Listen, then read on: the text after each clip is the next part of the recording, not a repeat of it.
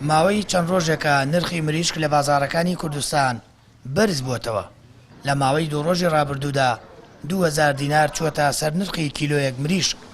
بەوتەی مریشک فرۆشانی بازاڕی ئەڵەبجا هۆکاری بەرزبوونەوەی نرخی مریشک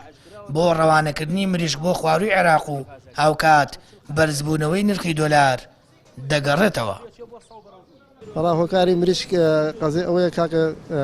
ئەچە بە جنوب باریەکە کێشەکەی ئەوەیە ینی ماقول ئێستا مریشک بە 3900 لە 1970 تا 3900 بەوەی ئەوەش گرانە کەس بازاڕیشی نییە هۆکارەکەی ئەوەیە گرانە بێ بازاڕیە بازاڕی نییە ئەم لە ساعت 8:30 هاتووم دوو مریشکم فرۆشتووە بازاڕی نییە بازاری کەس بووە کابرا مریشێکی کێشیت 3 کیلۆ بای 16,000 کابرا بۆم ناکڕێ فەقیرە کابرا پارەی پێ نییە. پێشووتر بین دلار کە جێگیر بوو لە 120-125 بوو هەرزانتر ئەکەوت مەسروفی قاعش بڵین غازە کۆمەڵێک وەسایلی کەیە بۆم نەبڵین علەفە بە دلار کڕیوانە ئێستا لە حاڵە کاتێکا بۆم نە پێشووتر فەردێ علەف 30,000 کەوتە ئێستا چێتە 50,000 یعنی مەسروفی قاع زیاتر ئەبێت لەسەری.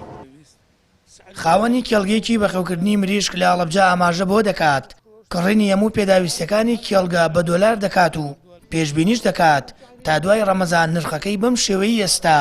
بمێنێتەوە. هۆکاری گرانبوونی مریشک زستان پارەی نەکرد 1450 دیناری کرد خەڵکیش زەرەرێکی زۆری کرد هەموو قاعەکان زەرەریان کرد تێگەی ئیتر تیان نەکردوێت وەکو تیان نەکردو دوومانگی خەوانویانە ئیسە تازەتی ئەەکەنەوە ئیتر بەغای ژێت بارەکە پارەی پێدا ئەیبات ئیتر هۆکارەکەی ئەوەیە گڵایش بەرز بۆتەوە بە دۆلار ئیسا ئیشی داواژن دووچکەیە بە دۆلارە دەرمانە بە دۆلارە علەفە بە دۆلارە دۆلاریش لە پڕ 30,000 چووەتە سەر 125 بۆ ئێستا 45 یعنی هەموو وەژبەیەک 9 بۆ 10 ملیۆن دیناری فەرقە والله ئیترەوە پێشبینیە کرێ احتیمالیە بڕوە تا دوای جەژنیش. حکوومەت تا ئێستا نەیتوانیوە نرخێکی جێگیردا بنێت بۆ دوکانەکانی مریشک فرۆشتن و کۆنتڕۆڵی نرخی بازاڕی نەکردووە. ئەوە ژوای کردووە ماوەماوان نرخی مریشک و بەشێک لە شمەک و کاڵاکان بەرز بێتەوە و ببێتە بارگرانی لەسەر ژیانی وڵاتی.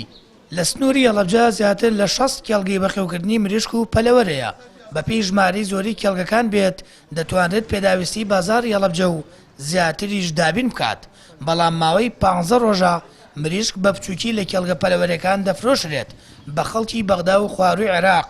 ئەوەش کاریگەری ڕاستەوخۆی دروست کردووە لەسەر بەرزبوونەوەی نرخی مریشک و لە هەمان کاتیشدا بۆی بەرزبوونەوەی نرخەوە بازاڕی فرۆشی مریشک سارد و سڕی پێوە دیارە.